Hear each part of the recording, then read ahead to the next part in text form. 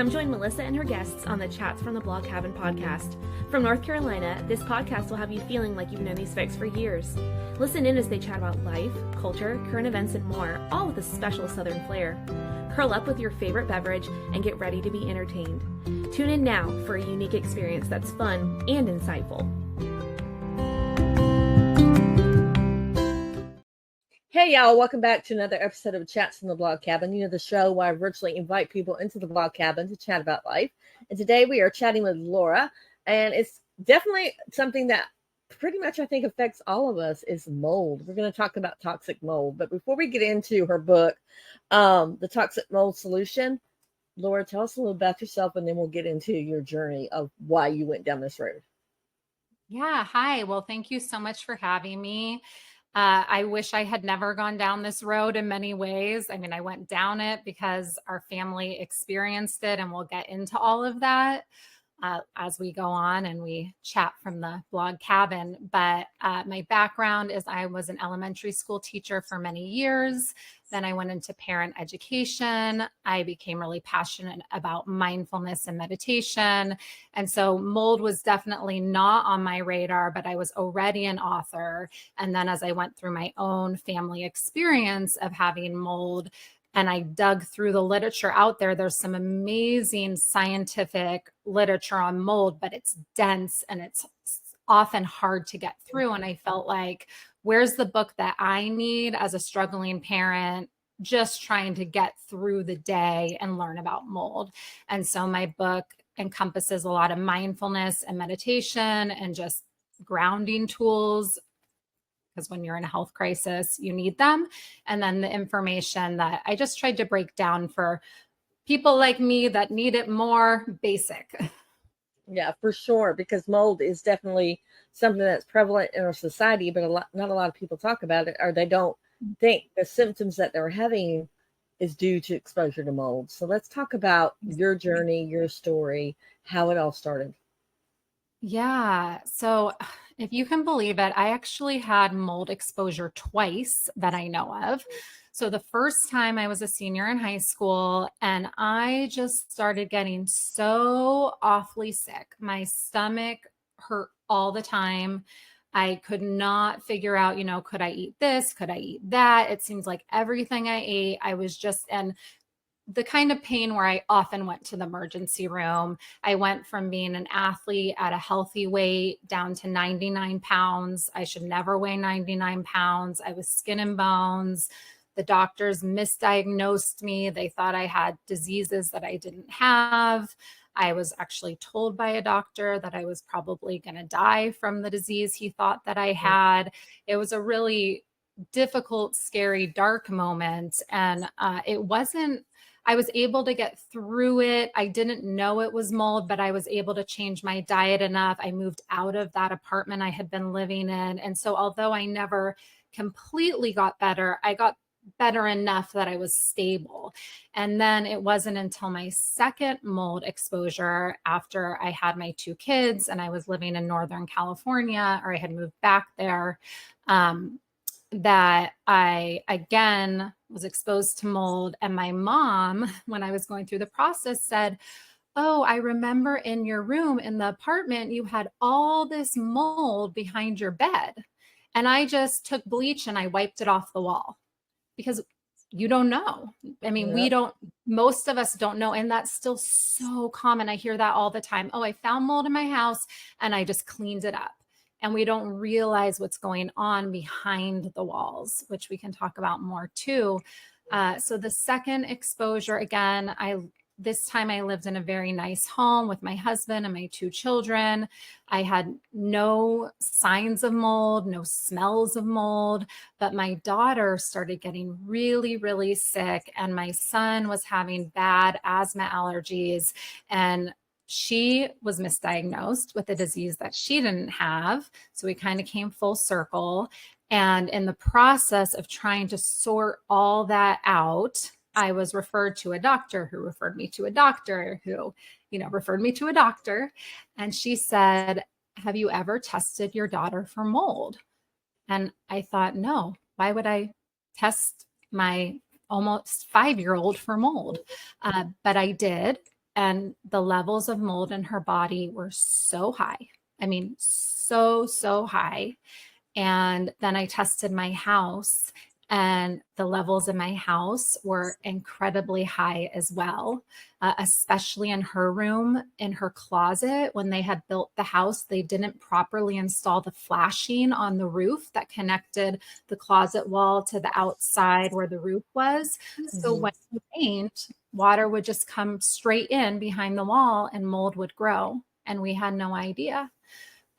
So we were able to clear the mold out of her body. We were able to clear all the mold out of our house, but it was a big process. So I'm grateful to be having the conversation with you today and just raise awareness in the public, because so many people, we just don't know what we don't know. That's so true. Now, you mentioned the doctors. In your book, you also mentioned a functional medicine doctor. What exactly is that? Because I know a lot of people are like, ooh, that's like some hippie kind of stuff. But what is that? Yes. So and now I talk about a functional medicine doctor. I also talk about naturopaths. They look at the whole picture a little bit more. So they're looking at the whole body system, and they kind of are privy to this information that's becoming more and more popular, as we can have these more unknown substances in our bodies, whether it's like heavy metals or mold or different chemicals that we've been exposed to, and our bodies can't process those. And because they can't process those, they come out in these other health ailments. And so a functional medicine doctor will look a little more in depth into kind of everything that could possibly be going on with your illness. And then they might prescribe Western traditional medicine, but they might also bring in other vitamins and just forms of, healing modalities that I know I wasn't necessarily familiar with. But when my daughter was as sick as she was and going through the pain she was, I was so grateful to start bringing that all in. And within a matter of months, she was fully recovering. So it's amazing how quickly people can get better too. Yeah. And then you also said in your book that your daughter had a second episode with mold. Can you talk about that? Yes. It's like, can you believe how many times we can all have molds? And it's interesting because her second episode from mold, she had more mold in her body from foods that time. And so you can have molds that often are in processed grains. And so then you're eating different cereals and things like that. And then those can have higher levels of mold. And then that mold can get into your body. And I think also, it's important to have this conversation with the fact that mold is not necessarily healthy for anyone, but only certain people are going to be highly sensitive to mold in the way that my daughter was, or in the way that I was. And I think that's what makes it especially confusing for families, because you might have a family of 5 living under the same roof, and everyone's having different symptoms because they're processing it differently if they have mold in their house. But 1 or 2 people might not be having any symptoms at all. And then it's really hard because you're thinking, well, if this was a health issue, shouldn't we all be having it? And it doesn't work that way. So did it affect your husband at all? Because you said it affected your son, yourself, and your daughter. Yeah, my husband, much less. My husband was affected much less. And when he's done his test too, he didn't have as high levels in his body. So he's had to do some clearing of the mold, but not in the same way that we have. And then also, depending on how much mold you have, it takes longer to clear. So my daughter and son, they cleared their bodies very quickly. I retest them when they have had those other exposures. I've been able to clear it again more quickly. And for me, the process has been as slow as molasses. It's just like I had so much mold in my body, and I had decades of it. And I was really sensitive to the treatments and protocols. So I have been on like a tortoise pace of getting it cleared from my body. So it's been a few years, but I'm kind of right there. It's almost all gone now. Fingers crossed it is all gone. Thank you. Yep, we're getting there. So can you talk about some of the symptoms that you yourself experienced for this? Yeah. So my symptoms really came out originally with my stomach. I mean, that's where I saw it the most was I just could not tolerate food. And I had such sensitivities and such pain to foods. Then I did start eating gluten free at that time. I mean, the world had never heard gluten free. I found one book. My mom found it actually and gave it to me, and it was called Wheat Free, Worry Free. And I had to Xerox all the food ingredients from the book. And I would go to the store and I would look down the ingredients list in the aisle and figure out, okay, what is gluten and what's in it? But taking that out actually really helped. And then again, moving out of that apartment. But when I got my second exposure, my stomach problems came back, but I also experienced a lot of brain fog and just overwhelming fatigue. I started having pretty significant anxiety. I hadn't really had that anxiety before, but I noticed it was starting to increase. And it was difficult because I really do have a practice rooted in mindfulness and meditation, and not that that always fixes anxiety, but it was like, I'm using these tools and I know the tools and I'm kind of getting all the support, and yet I still feel very overwhelmed by my levels of anxiety. So it was a relief, honestly, to find out, oh, there's a reason why I've been feeling this way. Although I didn't want to have mold and go through that whole process, I'm so grateful because my anxiety and my brain fog and all of that has dissipated quite significantly. And my stomach problems.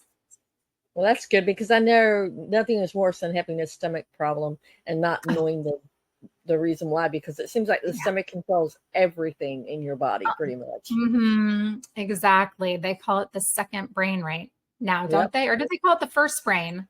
I think the second. One of the brain. Yes. So we need to go to, we need to go to a brief commercial break, but when we come back, you have your book with you, correct? Yes, I do. And you'll read an excerpt from your book when we come back? Yes. All right, so here we go. People welcomed me and they knew the pain of the journey that we'd been on because they'd been there too. Other Parents Like Me is an online community, peer-led, for parents with kids struggling with mental health and or substances. It's a space that's safe. Feels like I can actually share what's going on. We offer 15 daily support groups per week and live speaker talks on Thursdays, as well as a monthly expert panel. We also have a resource hub that has a toolkit. This includes over 1,000 articles, podcasts. There's a glossary with the most recent and relevant terms. And we have a directory that's been vetted. The overwhelming feeling when we're sitting in a meeting and I'm telling my story and I see others shaking their head, tears falling, they understand this roller coaster and they're along for the ride. And we are back with Laura, the author of The Toxic Mold Solution, and she's going to read a part of her book, and I'm just going to leave the screen, but I'll still be here. So the focus is on you, Laura. Okay. So this is mold and your health.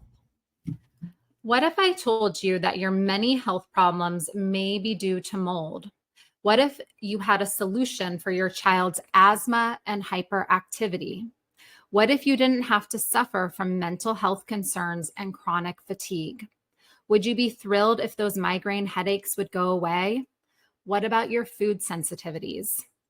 With an estimated 10 million Americans suffering from mold toxicity, it is an illness that is causing dysregulation, anxiety, mental health conditions, rashes, hives, and much more. Of course, I don't think that everyone has mold, nor do I believe that all asthma, migraines, or other illnesses are always due to mold. However, I have had enough of my own experience with mold and helping others with their mold problems that I now understand this silent and toxic fungi that is affecting millions upon millions of people. And it does affect millions and millions of people, but we don't think about it because, like you said in your book, testing for mold, that's so unusual for people to do that. So what do we do how do we test for mold? How can we tell that it's in our bodies? Other things. Yeah, the great question. I think first it's the awareness of what's going on internally for me. Have I had these chronic conditions that just aren't going away? Have I kind of gone to my doctor and felt like I was dismissed, or I tried this protocol and then another protocol and then another protocol, and alas, here I am, and it's still not quite helping. And as I start to dig, I have that awareness and I start to dig, okay, what could the solution be? That's when I think it's so important for people to at least have mold on their radar, at least have the knowledge that, hey, mold causes a lot of mental health and physical health problems. And maybe it's something I should look into. And then I think comes the very overwhelming part for people, which is, okay, I want to look into it, but I don't necessarily want to invest a lot of money into something where I'm not sure if this is actually the problem, and I don't know if I'm going to be able to solve the problem with the solution. And fortunately, I just have to say, almost like how I felt way back when I had to eliminate gluten from my diet, it was an overwhelming process. People didn't talk about it. We didn't know what it is. Now I can go into any store and almost any restaurant and things are just labeled for me, gluten-free. Like, it's incredible.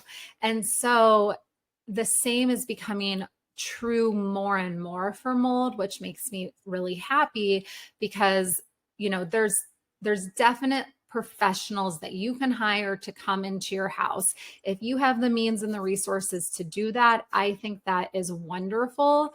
I would caution people, if you have a professional that says, I can come in and I'm just going to test the air in your home through your AC ducts.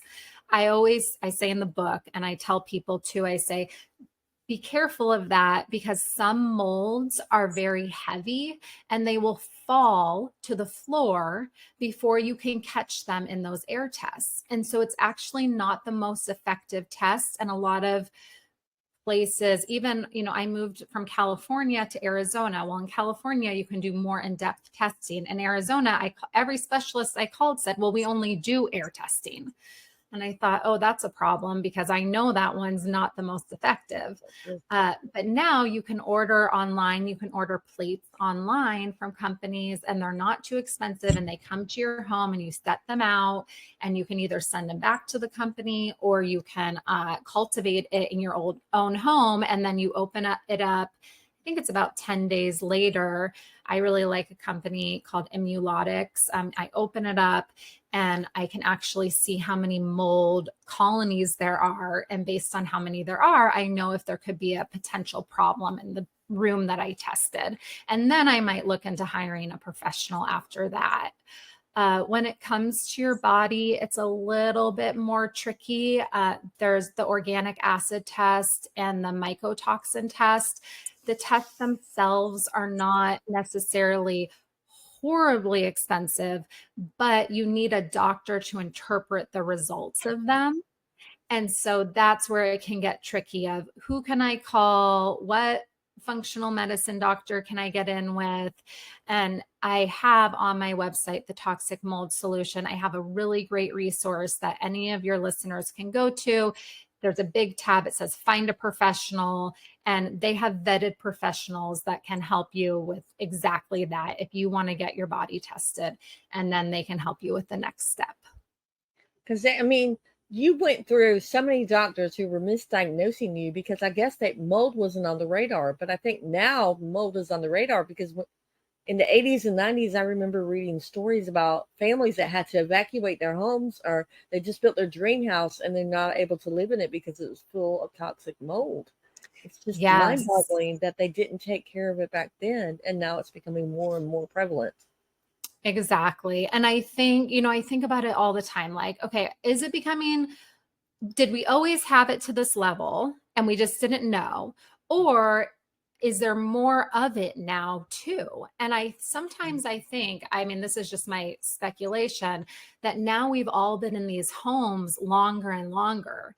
And so the longer you're in a home, just think about your AC leaks, some rainwater, gets in through the roof. There's a small leak in the roof and you patch it up, but you don't realize that that water is going to go down to the lowest point. So it's going to just, gravity is going to take it down to the lowest point. And then all mold needs to grow is something to eat. So that's our sheetrock. It loves sheetrock. It needs to feel nice and warm. So, we run the heat. Most of us don't live in freezing cold places. That's the only time mold can die. I mean, it has to be actually like freezing cold temperatures. And then it has the moisture that came in just from that small leak. And over time in people's homes, all these leaks add up and the mold just continues to grow and grow. I mean, we see it on a bag of bread, but then imagine it behind our walls. And I liked what you said at the beginning, because you pointed out that your mom found some when you were little, or you were living in an apartment, and she cleaned it with bleach. And that's our first instinct, is to bleach it. But that only kills it's actually on the surface. It doesn't kill what's underneath. Yes, and we don't realize. And in the book, I thought it was really important to bring a voice to not only my story, but I wanted to bring other people's stories in and their experience. And that's what, so I have these case studies, and that's what we found time and time again. And the case studies and the interviews and the people that call me, it's like maybe they've seen a small little piece of it, or their roof is just, their ceiling sagging a little bit with water, but they don't realize until their home is almost gutted how much is going on behind. Because for us to see just that small amount, you have to imagine how much more is behind it to even get it to come out to begin with. Wow, I never even thought about it that way. And I also like the fact that you said to be careful when you're opening up, like if you think you have mold and you open up the wall, because you may be releasing it out into the atmosphere. Yes. So thank you for saying that. I think a lot of people feel like, oh, if there's mold, I'll just open it all up and I'll check. And then we're just getting, bombarded by the toxic mold spores, when at least we had somewhat of a barrier between us. And when people came out to inspect my house, they were wearing full hazmat suits. I mean, head to toe in hazmat suits. And when they cleaned, they were wearing the same thing. So it's really important for us, even if we want to do it ourselves, to, perhaps get some guidance, but definitely to be protected. So take us through the process of getting your house tested and then cleaned for mold, because I know that had to be a long process. It was a long process. For me, it was a long process, but I have to say that I had several points of exposure into my house. So we had a roof that had a small leak. So that was one whole area of the house. And then behind our washing machine, that had a leak and we didn't realize. So there was mold there too. And then this person shall remain nameless. Somebody, when they were a toddler in my house, flushed a whole roll of toilet paper into the toilet, and the toilet overflowed. And the person that had installed the catch pan or the leak pan under the toilet, it had been installed incorrectly, which how would you know that? And so that we had a 2-story house. So all that water then drained down into the kids' playroom, which was downstairs. And we didn't know that either. So we had a lot of points of entry for water and a lot of places for the mold to grow, unfortunately. So our process was big. It involved doing a test where professionals came in. They actually swabbed the walls. They collected dust samples. We figured out exactly what room had the highest levels. Then we had to have an inspector come in, and they had to figure out, because you can't just open up a whole house. So you have to meticulously figure out, okay, where could it be? What wall is it behind? Let's open that up. Then after it's open, you need a company to come in and actually treat the mold with their, proper chemicals to get it off the lumber. Because if you leave it on the wood, even if they clean it, if they leave it on the wood, then it can continue to still grow. And then we seal everything up and you retest the house. And I can imagine if someone's listening to this, they might be like, Thank you, but no thank you. That is way too much work. But I will say, since then, I have had family members and friends and just people that have reached out to me that don't go through the whole process of cleaning their home efficiently and effectively. And now they're cleaning it again.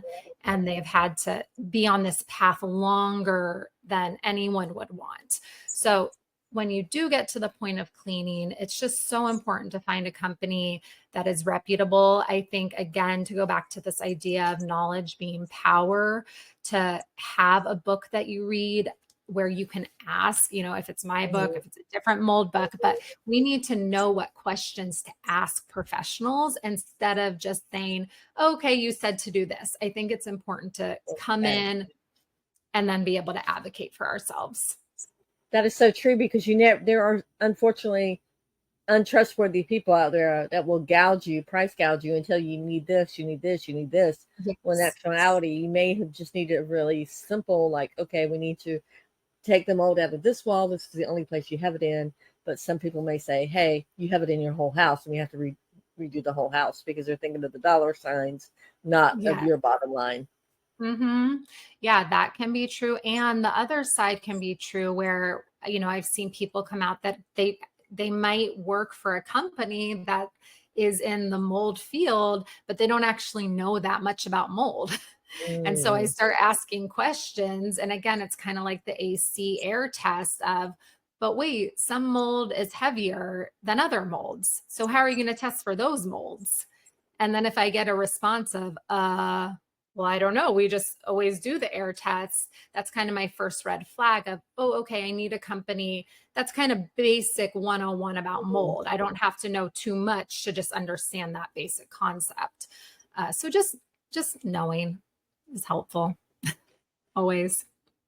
And I love that. I love the fact that you're willing to write the book and share your experiences, because I think a lot of people need to know that this is a first-hand account. Basically, this is everything you've gone through, your research. You personally had to deal with this, because I think people think, oh, mold, really, it's really not that bad, because you think about it, and it is.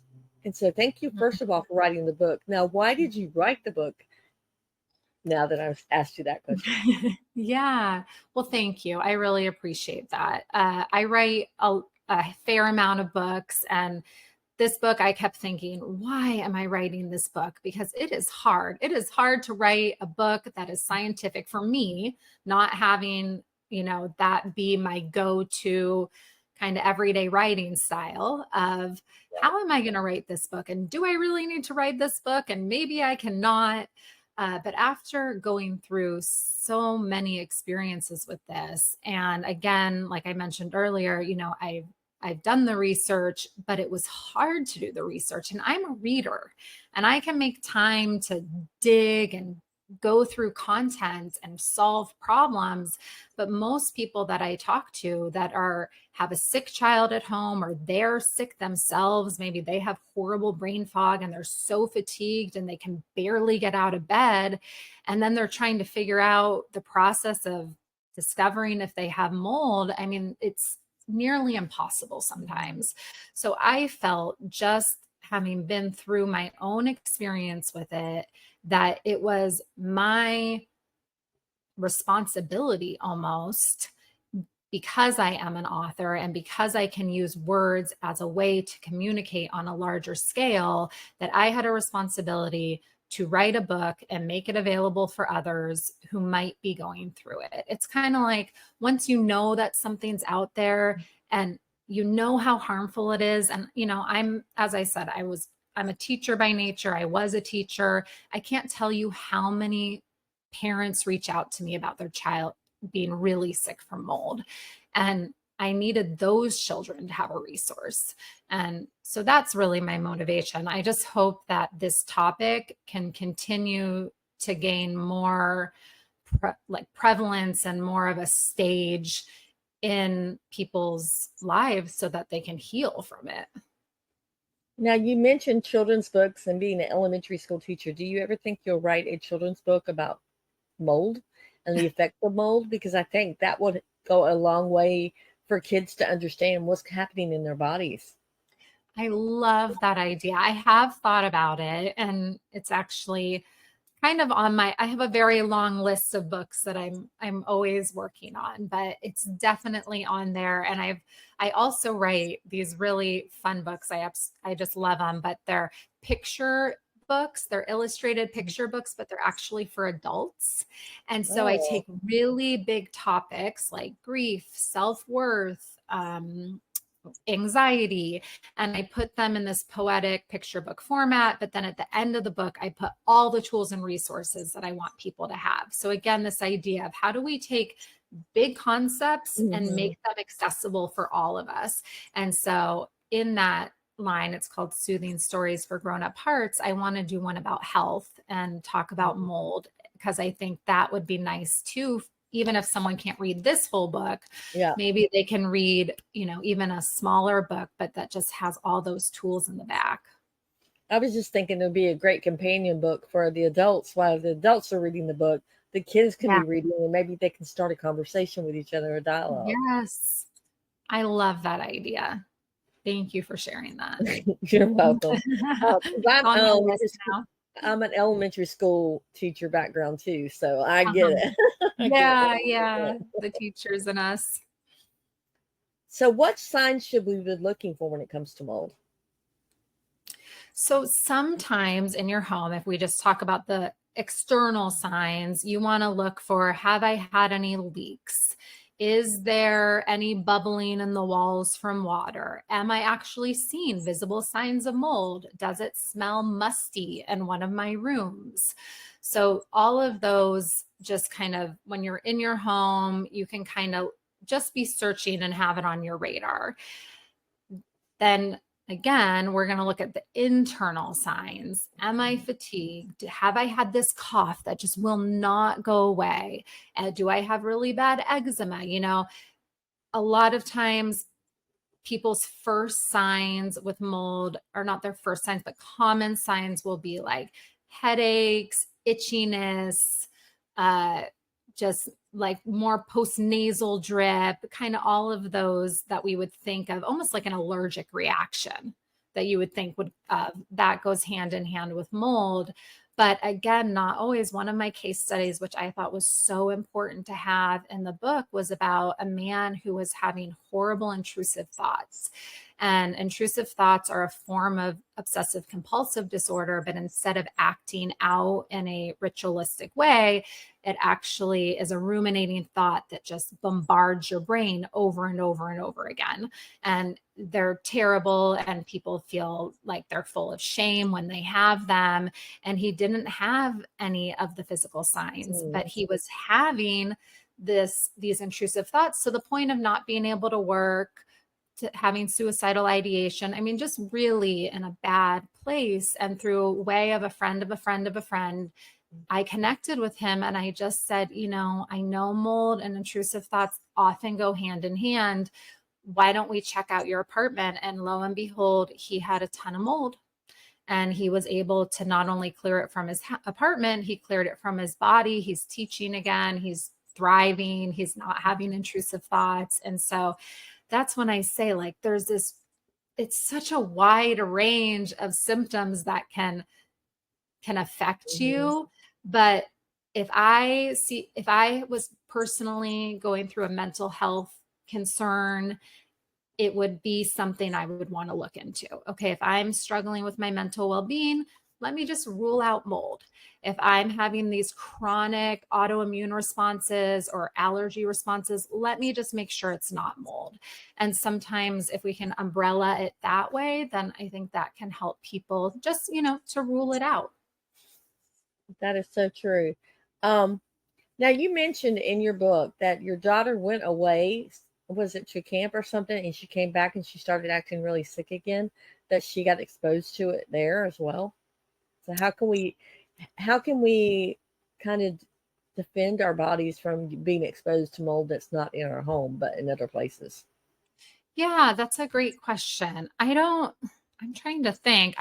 I can't remember logistically if that was, I don't think it was camp for her, but I'm sure that's in there somewhere, maybe about someone else or maybe one of the case studies. But regardless, yes, it can. That's the hard thing too, is, and why people will often ask, well, can I just test my home and not my body? Because maybe I want to just make sure it's not in my house.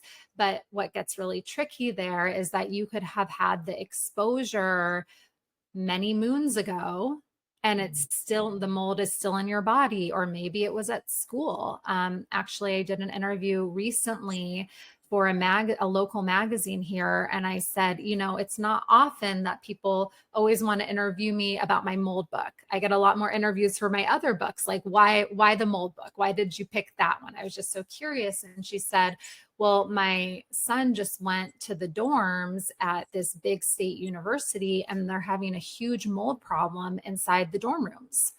And so it can really be anywhere, and it can be everywhere. And that's why it's important to test both your body and your house, because you never know where the mold may have come from. And the last thing I'll say about that too, because it's just really important, is mold does not just leave your body just because you have left the mold.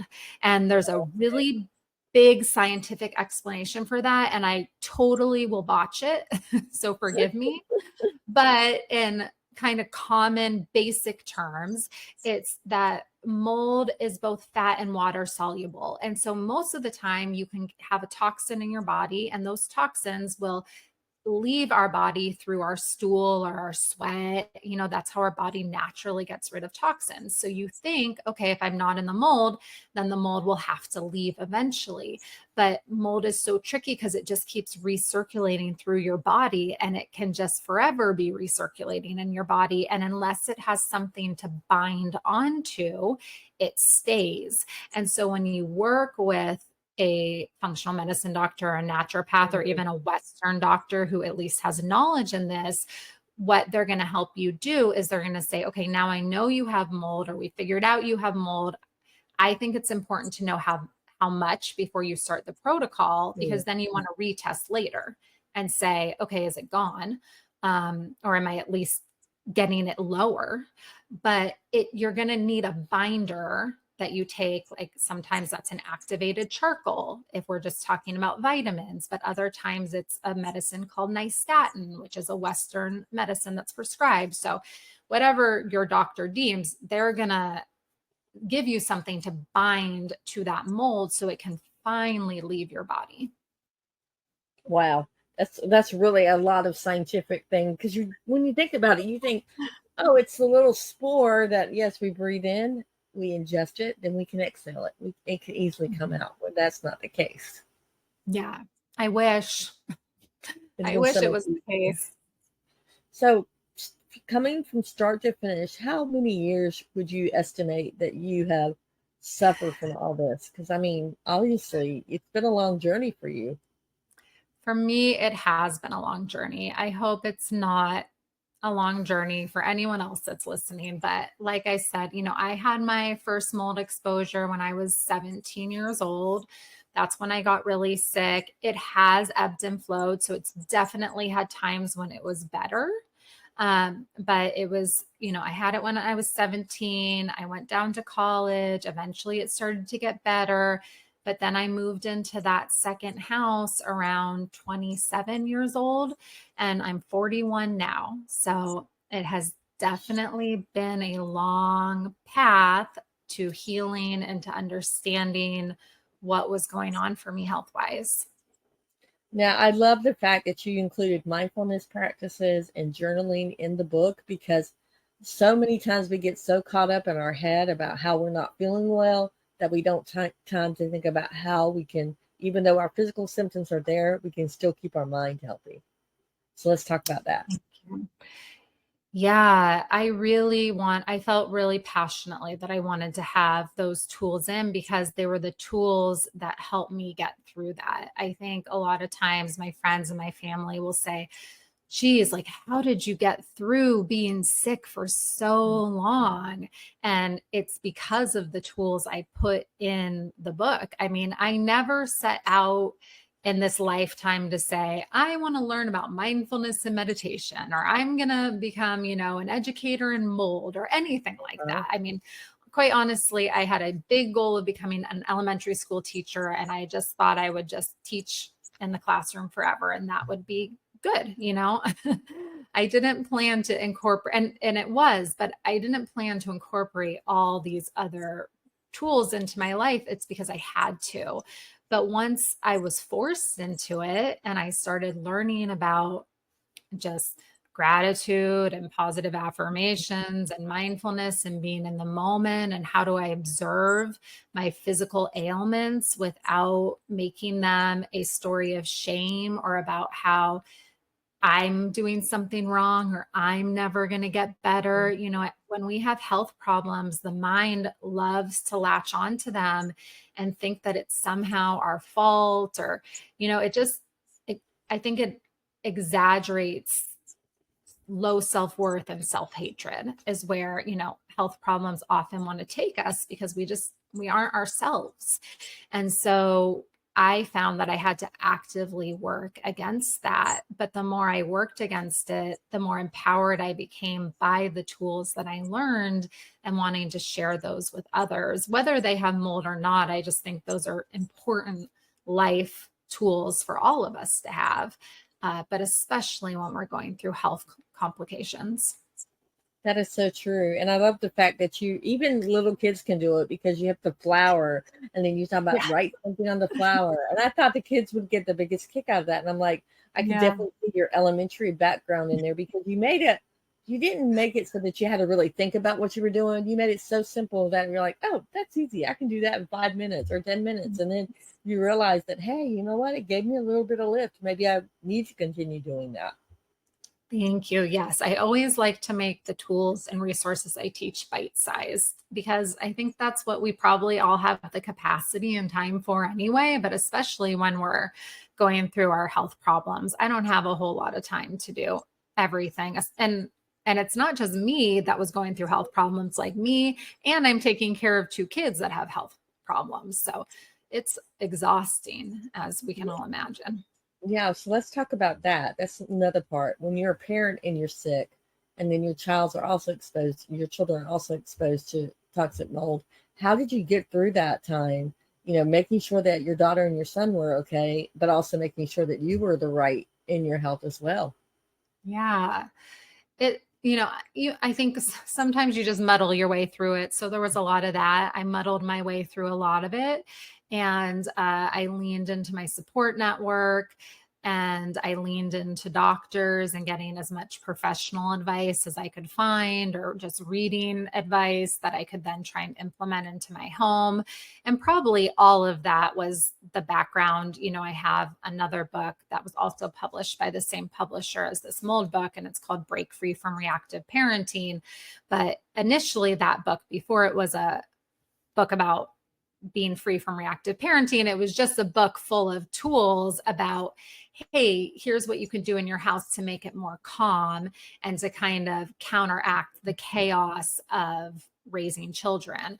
And I feel like I understood that chaos more deeply, because we not only have just the nature of raising a child, but then dealing with health and, everyone's well-being as we went through it. So I really am a big advocate of empowering yourself through knowledge and tools, which I know I've said many times, but the more I do that, the more I say, okay, now I have routines in place. I'm teaching my children mindfulness. They can regulate when they're feeling unwell or they're having their own health issues. Like everything I do for myself, I'm doing for them too. And I'm trying to scaffold and teach it so that we all are able to feel empowered in something where we could otherwise feel very powerless. I love that. Well, our time is almost up. I always ask my guests, is there one last little nugget that you want to leave us with, whether it's something that we said before that you want to reiterate, or something that we didn't touch on that you want to make sure people got across? The floor is yours. Oh, thank you. Well, first and foremost, thank you so much for having me and talking about this very important topic. And I would just want to reiterate to anyone that mold unfortunately for all of us, is a very real health concern. And I'm so glad it's being acknowledged more and more in the public, and on a larger scale. But if you think that your health problems or a loved one's health problems or your child's health problems have anything to do with mold, please don't give up on your research, because you can absolutely change the whole trajectory of your life. And I could have thought that I was going to be sick with stomach problems or lived with anxiety for the rest of my life, and I simply don't. And it's not just me, it's other families that I talk to all the time. So there is so much hope. It just starts with the education piece, and then everything else will fall into place. Well, thank you so much, Laura, for coming on and for sharing your story. I think it's very important that people learn about mold and, you know, some of the symptoms that we may be experiencing, like especially the migraines. I mean, hello, that is something that people think, oh, it's just a way of life, but it may be their actual house giving them migraines, which is it's amazing to think about, because then that can be an easy solution, and then we don't have to get on so many of the drugs that we are on for the migraines and everything else. So thank you for coming on. Tell people where they can find you. Thank you so much. You can find me at, I actually have two different websites, but The Toxic Mold Solution, just the name of the book, and also my full name, which is lauralynknight.com. And both are great resources for meditation, mindfulness, parenting tools, you know, you name it, I've got it. Between those two websites, you're fully covered. And your book, The Toxic Mold Solution, where can people find it? Oh, you can kind of find it everywhere, especially online, you know, online on Target, Amazon, Walgreens. I mean, just kind of everywhere. But if you go on my website, there will be links to seeing where it's usually bought, the most common places. Thank you so much for coming on, Laura. And guys, I will put in the show notes everywhere you can find Laura, as well as where you can find the book, and also some of the resources that she was talking about, like the testing, where you get testing, and the functional medicine doctors. I'll put the link to her blog, The Toxic Mold Solution, and the functional medicine doctors, so you can find that, because I think it's important that they treat the whole patient, not just the symptoms. Yes. Thank you so much. I appreciate that. All right. Until next time, guys. Bye.